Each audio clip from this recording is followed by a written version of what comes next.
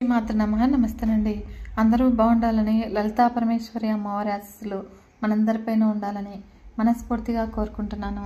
కార్తీక మాసంలో చివరి సోమవారము. కార్తీక మాసము ఎంత గొప్పదో కార్తీక మాసంలోని సోమవారాలు కూడా అంతే విశిష్టత కలిగినవి. మాసంలో ప్రతి వారంలో భక్తిపూర్వకంగా పూజలు చేసినా కూడా అలా కుదరని వారు సోమవారం రోజును ఎంతో భక్తిగా గడుపుతూ ఉంటారు. చాలామంది కార్తీక సోమవార వ్రతమును పాటిస్తూ ఉంటారు. అయితే కార్తీక సోమవార వ్రత ప్రాముఖ్యత, ఈ వ్రతాన్ని ఎలా పాటించాలి, వ్రత నియమాలు ఏమిటి వంటి విషయాలు తెలుసుకోవాలి అంటే మాసం మొత్తము చక్కగా అన్ని ప్రణాళికల్లాగానే గడిపేయవచ్చును. సోమవార వ్రత ప్రాముఖ్యత, ఈ వ్రతాన్ని ఎవరెవరి శారీరక ఆరోగ్యమును బట్టి వారు 6 విధములుగా చేయవచ్చును.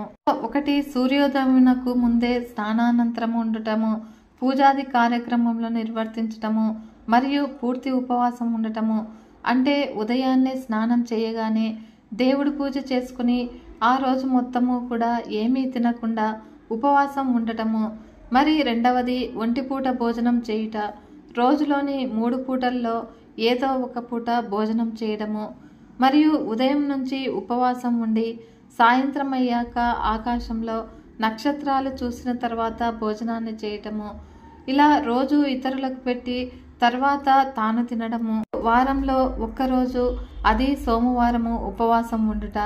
ఇది కేవలం సోమవారం మాత్రమే చేస్తూ ఉంటారు. ఈ రోజున నువ్వులు దానం చేయుట, అంటే ఉపవాసం లేకపోయినా కూడా పూజలు చేయకపోయినా నువ్వులు దానం చేయటం వల్ల ఈ వ్రతాన్ని పాటించినట్లే అని మన పురాణాలు చెబుతూ ఉన్నాయి. అసలు ఈ వ్రతం ప్రత్యేకత ఏమిటి, ఉపవాసం ఎందుకు చేస్తారు అంటే కార్తీక మాస వ్రత విధానములలో సోమవారం ఉపవాసం ఉండటం ఎంతో ప్రత్యేకమైనది. సోమవారము పరమేశ్వరునికి ఎంతో ఇష్టమైన రోజు. అందులోనూ కార్తీక మాసంలోని సోమవారాలు పరమశివునికి మరింత ఇష్టమైన రోజులు. కాబట్టి అలాంటి రోజుల్లో స్త్రీలు కానీ పురుషులు కానీ వేకువజామునే లేచి కాలకృత్యాలు తీర్చుకుని నదీ స్నానము, అయితే ఎవరి వీలును బట్టి వారు దగ్గరలో కనీసము పుష్కరిణి లేదా కాలువ లేదా చెరువు, అవేవి లేకపోతే ఇంట్లోనే స్నానం చేస్తూ, స్నానం చేసేటప్పుడు చెప్పుకునే మంత్రాన్ని చెప్పుకుంటూ స్నానాన్ని చేయటము. ఇలా స్నానం చేసి పూజా పనులు అన్నీ కూడా ఏర్పాటు చేసుకోవాలి. మరియు నిష్ఠతో పరమశివునికి బిల్వపత్రాలతో పూజ చేస్తే అత్యంత పుణ్యప్రదాయకము. తర్వాత పగలంతా కూడా ఉపవాసం ఉండి సాయంకాలము నక్షత్రాలు చూసిన తర్వాత శివాలయమునకు కానీ విష్ణు ఆలయమునకు కానీ, అంటే విష్ణు స్వరూపమైన దశావతారాల్లో ఏ దేవుడి ఆలయంకు వెళ్ళినా కూడా సరే, ఆలయానికి వెళ్ళి శివుని పూజించి ఆవు నెయ్యితో దీపాన్ని వెలిగించి తిరిగి ఇంటికి వచ్చి ఇంట్లో తులసి చెట్టు దగ్గర దీపంను వెలిగించి పరిశుభ్రంగా వండినటువంటి భోజనంను తిని నేలపై నిద్రపోవాలి. ఈ విధంగా సోమవారం మాత్రమే చేసినా కూడా కార్తీక మాస వ్రతఫలం దక్కుతుంది. ఇది కూడా ప్రతిరోజు ఉపవాసము అన్ని విధాలుగా మంచిది. అయితే ఆరోగ్యాన్ని దృష్టిలో ఉంచుకొని ఉండగలిగిన వాళ్ళు మాత్రమే ఉపవాసం ఉండాలి. అలా కాని పక్షంలో ఉదయము స్నానము, జపము, దేవుడి పూజ అయినా కూడా చేయాలి. ఇలా శక్తి ఉన్నవారు రోజు పూజలు చేస్తూ మధ్యాహ్నం మాత్రమే భోజనం చేసి దేవుడి ధ్యానంలో నిమగ్నం అవ్వచ్చును. దీనినే ఏకభుక్తం అని అంటారు. అయితే ఇంకొక విధంగా పగలంతా కూడా ఉపవాసం ఉంటే నక్షత్రాలు చూసిన తర్వాత భోజనాన్ని చేయవచ్చును. ఈ విధమును నక్తము అని అంటారు. ఏవి చేయలేని వారు సోమవారం రోజున నువ్వులు దానం చేసిన వ్రతఫలం దక్కుతుంది. కనుక స్త్రీలు కానీ పురుషులు కానీ వారి శారీరక స్థితిని బట్టి ఏదో ఒక విధంగా ఆచరిస్తే సంపూర్ణ కార్తీక మాస వ్రతఫలం పొందగలుగుతారు. కనుక మనస్ఫూర్తిగా చేసే శివనామ స్మరణకు, స్వీకరించే కొద్దిపాటి ప్రసాదమునకు కూడా ఎంతో గొప్ప ఫలితం ఉంటుంది. అయితే తప్పు పనులు చేస్తూ దేవుడిని స్మరిస్తే ఆ దేవుడు కూడా పైకెత్తి ఒక్కసారిగా పాతాళ లోకంలోనికి నెట్టివేస్తాడు. ఈ విషయాన్ని ప్రతి ఒక్కరూ కూడా గుర్తుంచుకోవాలి.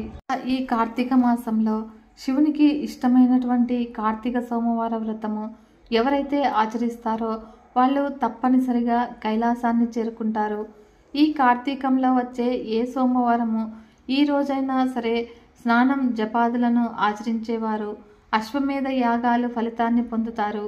ఈ కార్తీక సోమవారం నాడు ప్రత్యేకముగా సోమవార వ్రతాన్ని ఆచరిస్తూ ఉంటారు.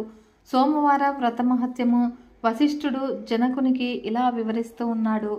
ఈ వ్రతాన్ని ఏ జాతి వారైనా స్త్రీ పురుషులు ఎవరైనా కూడా నిరభ్యంతరంగా చేసుకోవచ్చును. ఆ రోజంతా కూడా ఉపవాసం ఉండి నదీ స్నానం చేసి తమ శక్తి కొలది దాన ధర్మాలు చేసి శివుడికి బిల్వపత్రాలతో పూజ చేసి సాయంత్రము నక్షత్ర దర్శనం తర్వాత అల్పాహారం తీసుకోవాలి. ఈ విధంగా నిష్టగా ఉంటూ ఆ రాత్రి జాగారం చేసి జాగరణ సమయంలో శివపురాణ పఠనం చేయాలి. మరునాడు ఉదయము నదీ స్నానం చేసి నువ్వులు దానం చేసి పేదలకు అన్నదానాన్ని చేయాలి. అలా చేయలేని వారు 3 బ్రాహ్మణులకు భోజనం పెట్టి ఆ తర్వాత గృహస్థు భోజనాన్ని చేయాలి. ఈ వ్రతము కేవలం అతిశయోక్తికి మాత్రమే ఆధారపడి ఉంటుంది. సోమవార వ్రత కథను తెలుసుకుందాము. యమునా నదీ తీరంలో పరమ పావనమైనటువంటి ఒక దివ్య దేశం ఉన్నది. ఈ దేశాన్ని చిత్రవర్మ అనే రాజు పరిపాలన చేసేవాడు. స్కాంద పురాణంలో ఇది కృతయుగానికి సంబంధించిన కథగా చెప్పబడుతూ ఉన్నది. చిత్రవర్మ రాజుకి మొత్తము 8 మంది పుత్రులు. ఆ తర్వాత చివరగా ఒక పుత్రిక కలిగింది. అయితే ఇంతమంది పుత్రుల తర్వాత అమ్మాయి పుట్టింది కాబట్టి చిత్రవర్మకు ఆమె అంటే అధిక వాత్సల్యము. అందువల్లనే ఈ రాజు జ్యోతిష్య శాస్త్రలను పిలిపించి జాతకం మొత్తం చూపించి భవిష్యత్తు ఎలా ఉంటుంది అని అంటే అడిగాడు. అప్పుడు జ్యోతిష్యులు చక్కగా ఈమె ఒక జాతకాన్ని పరిశీలించిన పిమ్మట ఈమె అన్ని సౌభాగ్యాలతోనూ బాసిల్లుతుంది కాబట్టి ఈమెకు సీమంతిని అనే పేరు పెట్టండి అని తీర్మానించారు. ఆ తర్వాత వాళ్ళు ఆమె జాతక ఫలాలు ఈ విధంగా చెప్పారు. ఈమె గొప్ప స్త్రీ అవుతుందని, సరస్వతి వలె అన్ని కళల్లోనూ రాణిస్తుంది అని, రతీదేవి వంటి సౌందర్యము, దమయంతి వంటి పాతివ్రత్య శోభ ఉంటుంది అని, అరుంధతి వంటి తేజస్సు ఉంటుంది అని ఇలా అనేక రకములుగా వివరించారు. ఈమె యొక్క ఆయుష్ గొప్పది అని, సౌభాగ్యం కూడా గొప్పది అని చెప్పారు. అయితే ఇక్కడ వచ్చిన చిక్కేమిటి అంటే అందరి పండితులు అభిప్రాయం చెబితే ఒక్కరు మాత్రం వీళ్ళందరూ చెప్పారు కానీ నాకు మాత్రం జాతకంలో ఒక దోషం కనబడుతున్నది అని అన్నాడు. అప్పుడు అదేమిటి అంటే వివాహమైన కొద్ది కాలానికే ఈమె భర్తను కోల్పోవలసి రావచ్చును అని సూచనగా చేశాడు రాజుకి. అప్పుడు ఈ మాట వినగానే రాజు హతాశయుడయ్యాడు. ఇది చాలా దుర్భరమైనటువంటి మాట, అందుకే మనసులోనే పెట్టుకున్నాడు. ఇలా కాలం గడుస్తూ ఉంది. పాప కూడా పెరుగుతూ ఉంది. పెరిగే కొద్దీ చదువులో ప్రావీణ్యం సంపాదించింది, శాస్త్ర గ్రంథాల్లో ప్రావీణ్యం సంపాదించింది. అప్పుడు ఒకరోజు హఠాత్తుగా ఈమె చలికత్తెల్లో ఒక ఆమె మాట్లాడుతూ ఇలా చెప్పింది. నీ చిన్నప్పుడు మీ నాన్నగారు నీ జాతకము జ్యోతిష్యులకు చూపించినప్పుడు ఒక వార్త విన్నాము, నీకు తెలుసా అని అడిగారు. అప్పుడు ఆ అమ్మాయి నాకు తెలియదు అని చెప్పింది. ఆ అమ్మాయికి ఈ విషయం తెలియనివ్వలేదు ఆమె తండ్రి. స్త్రీ చాంపల్యం చేత ఆ చెలికత్తె చెప్పేసింది, వివాహమైన కొద్ది కాలానికే భర్త దూరం అవుతాడట అని. ఈ మాటలు విన్న తర్వాత ఆమె చాలా బాధపడింది. ఎందుకంటే వివాహ వయస్సు వస్తూ ఉన్నది ఆమెకి. ఇప్పుడు ఏమి చేయాలా అని పరిపరి విధములుగా ఆమె ఆలోచిస్తూ ఉండగా ఆమెకు ఒక ఆలోచన వచ్చింది. గురువులను ఆశ్రయించాలని, ఇది చాలా ముఖ్యమైన విషయం కనుక ఏ సమస్య వచ్చినా కూడా భయపడకుండా ఎలా పరిష్కరించుకోవాలో తెలుసుకోవాలి. ఎందుకంటే శాస్త్రంలో సమస్యలతో పాటు పరిష్కార మార్గాలు కూడా చాలానే ఉంటాయి. అప్పుడు వెంటనే ఆమె వాళ్ళ యొక్క గురువు అయినటువంటి యజ్ఞవల్క్య మహాముని భార్యను ఆశ్రయించింది. ఋషిపత్ని మైత్రేయి సామాన్యురాలు కాదు. ఉపనిషత్తులలో ఈమె గురించి చెప్పబడుతూ ఉన్నది. ఈమె గొప్ప బ్రహ్మజ్ఞాన సంపన్నురాలు అని. మైత్రేయి తల్లి ఏమి నీ కోరిక అని అడగ్గా అప్పుడు ఆమె పాదములకు నమస్కరించి ఇలా అడిగింది.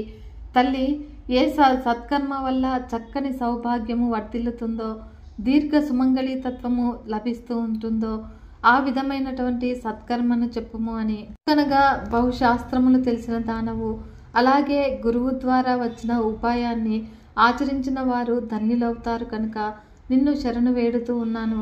కరుణించి దీర్ఘ సుమంగళి అగునట్లుగా అనుగ్రహం కావలను అనగా మైత్రేయి కొంచెం సేపు ఆలోచించి శాస్త్రములన్నీ కూడా మననం చేసుకుని ఒక సరైన ఉపాయాన్ని సూచించింది. ఓ రాజకన్య విను, శ్రీ గౌరీని శంకరుని నీలకంఠయుక్తముగా ఆరాధింపుము. ఎలాగంటే నీలకంఠుడు అని పరమేశ్వరునితో ఉన్న గౌరీదేవిని ఆరాధించాలి. అలా ఆరాధించడం వల్ల ఆపదలు భయాలు తొలగిపోతాయి మరియు సుమంగళితత్వం కూడా లాభిస్తుంది. వ్రతాచరణ ఎలా చేయాలి అంటే పరిశుభ్రమైనటువంటి వస్త్రాలు ధరించి ప్రాతకాల పూజ చేసి అటుపై పగలంతా కూడా నియమ నిబంధంగా శ్రద్ధలతో శివనామ స్మరణం చేసుకుంటూ ఇంద్రియాలను నిగ్రహించుకోవాలి. అలాగే వాక్కుని కూడా నిగ్రహించుకోవాలి. కోపం పనికిరాదు. అనవసరపు మాటలు మాట్లాడకూడదు. నిందావాక్యములు కూడా చెయ్యకూడదు. ఇవన్నీ కూడా నియమములు. శివ సంబంధమైనటువంటి శాస్త్రములు ఏమేమి చెప్పారో తెలుసుకుని కపటము లేని హృదయంలో ఆరాధన చెయ్యాలి. అలా ఆరాధన చేసేటప్పుడు శివ అష్టోత్తర శతనామావళి అలాగే గౌరీ అష్టోత్తర శతనామావళి కూడా చేయాలి. ఇలా శివపార్వతులను ఇద్దరినీ కలిపి ఆరాధించాలి. ఈ విధంగా పూజ అనంతరము పవిత్ర జీవనం గడిపే వారికి భోజనాన్ని పెట్టి ముత్తైదువులకు పసుపు కుంకుమ అందించి వస్త్రములు ఇచ్చి ఆరాధించాలి. ఈ విధంగా చేసే సమయంలో ఏవైనా ఆపదలు రావచ్చు, ఏవైనా సమస్యలు కూడా రావచ్చు. అయినప్పటికీ కూడా చలించకూడదు. ప్రారబ్ధ కర్మ తప్పించుకోవాలనే చేసే వ్రతములలో పరీక్షలు అధికంగా ఉంటాయి కనుక వాటిని తట్టుకుని ఆచరిస్తే శుభ ఫలితాలు కలుగుతాయి. చేయటం వల్ల శివపార్వతుల అనుగ్రహం వల్ల ఆపదలు అనే సముద్రాన్ని సులభంగా దాటిపోతావు. కనుక నీకు ఇష్టం లేనిది నీ జీవితంలో జరగదు. ఇది శివపూజ మహత్యము. ఇలా శివపూజ మహత్యం వల్ల ఎలాంటి సంఘటన నుంచైనా కూడా బయటపడతారు అని చెప్పినటువంటి తనకు ఉపదేశం చేసినటువంటి గురుస్వరూపిణి అయినటువంటి మైత్రేయికి నమస్కరించి వ్రతం ఆచరించడం మొదలుపెట్టింది రాజకుమారి. అయితే అప్పటికి వివాహం కూడా నిశ్చయం కాలేదు. కన్యగా ఉన్నప్పుడే గురువుల ద్వారా గ్రహించి వ్రతాచరణ చేయడం మొదలుపెట్టింది. నిత్యము సోమవార వ్రతం చేస్తూ ఉన్నది. ఇంతలో తండ్రి చక్కని ఒక సంబంధాన్ని తీసుకొచ్చాడు. అది ఎటువంటి సంబంధము అంటే నలచక్రవర్తి వంశానికి చెందినటువంటి యువకుడు. ఇంతకన్నా భాగ్యం ఏమున్నది? అందుకే ఇది కృతయుగం నాటి కథ అని చెప్పవచ్చును. నలచక్రవర్తి అప్పటి రాజు. నలచక్రవర్తి యొక్క భార్య పేరు దమయంతి. ఆ పుణ్య దంపతుల పుత్రుడు ఇంద్రసేన మహారాజు. ఆ ఇంద్రసేనుడు తనయుడు చంద్రాంగదుడు. ఈయనే ఇప్పుడు వరుడిగా వచ్చాడు. అనగా నలచక్రవర్తి మనవడు. పైగా అద్భుతమైనటువంటి సౌందర్యం కలిగినటువంటి వాడు. ఈ సంబంధం బాగా నచ్చింది మరియు రాజకుమారికి కూడా. ఆ విధంగా వివాహము నిశ్చయమైంది. వివాహం కూడా జరిగింది. తర్వాత వివాహం జరిగిన కొద్ది రోజులకే అల్లుడికి యమునాలో విహరించాలి అనే కోరిక కలిగింది. అందుకు తగ్గట్టుగానే మామగారు ఏర్పాట్లు కూడా చేశారు. అల్లుడు యమునా నది తీరంలో తన పరివారంతో సహా విహరిస్తూ ఉన్న సమయంలో యమునా నది పొంగు ఉధృతమై పడవ కొట్టుకుపోయింది. అయితే ఆ వార్త విన్న వెంటనే రాజుగారికి తెలిసింది. రాజుగారు యమునా నది తీరానికి వచ్చి ఎంతో విలపించారు. ఈ సంఘటనకు పుర ప్రజలందరూ కూడా బాధపడ్డారు. అందరి మృతదేహాలు వచ్చాయి కానీ చంద్రాంగదుడి మృతదేహం మాత్రం రాలేదు. అంటే మృతదేహం కూడా కొట్టుకుపోయింది అని అందరూ కూడా భావించారు. అందరూ ఎంతగానో బాధపడ్డారు. అయితే కూతురికి ఎలా చెప్పాలి అని బాధపడ్డాడు రాజు. మృతదేహం దొరకలేదు కాబట్టి చనిపోయాడు అని నిర్ధారణ చేయలేము. మరణించాడు అనటానికి సంపూర్ణ ఆధారాలు కనిపిస్తూ ఉన్నాయి. అయితే ఈ మాట రాజు చెప్పినప్పటికీ గురువాక్యం మీద సంపూర్ణ విశ్వాసంతో శివారాధన కొనసాగిస్తూ భక్తి శ్రద్ధలతో ఉన్నది ఆ రాజకుమారి. ఆ వార్త తెలిసినటువంటి మహారాజు చాలా దుఃఖంలో ఉండిపోయాడు. ఆమె చేత రాజకార్యాలు కూడా విస్మరించాడు. ఇదే అదనుగా అతని దాయాదులు అతన్ని బంధించి చెరసాల పాలు చేశారు. రాజ్యాన్ని కూడా కైవసం చేసుకున్నారు. రాజకుమారి మాత్రము చెక్కు చెదరకుండా శివారాధన చేస్తూ ఉంది. అలా 3 సంవత్సరాలు గడిచిపోయాయి. యమునా నదిలో మునిగిపోయినటువంటి చంద్రాంగదుడు చిత్రంగా ఆ నది యొక్క లోతుల్లోకి వెళ్ళిపోతూ ఉండగా కొందరు నాగకన్యలు చూసి పట్టుకున్నారు. వాళ్ళకి ఇతడి దివ్యమైన తేజస్సు చూసి ఏమనిపించిందో కానీ నాగలోకానికి తీసుకువెళ్ళి ఉచితమైన ఉపచారాలు చేసి విశ్రాంతి ఇవ్వగా అక్కడికి నాగరాజ్యాన్ని పరిపాలించే తక్షకుడు అక్కడికి వచ్చాడు.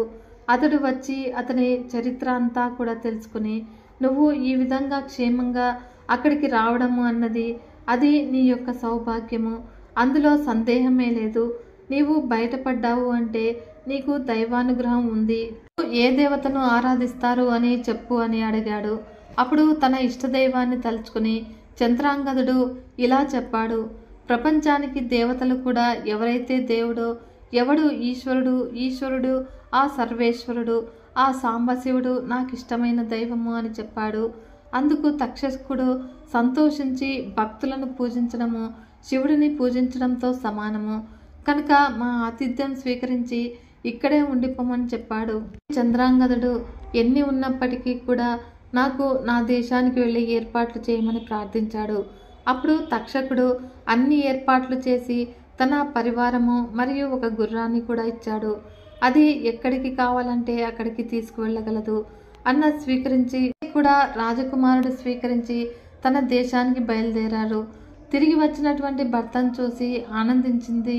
అది కూడా ఎలాగంటే సోమవార వ్రతం చేసి శివుని యొక్క పార్థివలింగాన్ని యమునా నదిలో కలపడానికి వెళుతూ ఉండగా గుర్రం మీద వస్తూ కనపడ్డాడు తన భర్త. శివపూజ మహిమ వల్ల తిరిగి తన భర్తను పొందింది.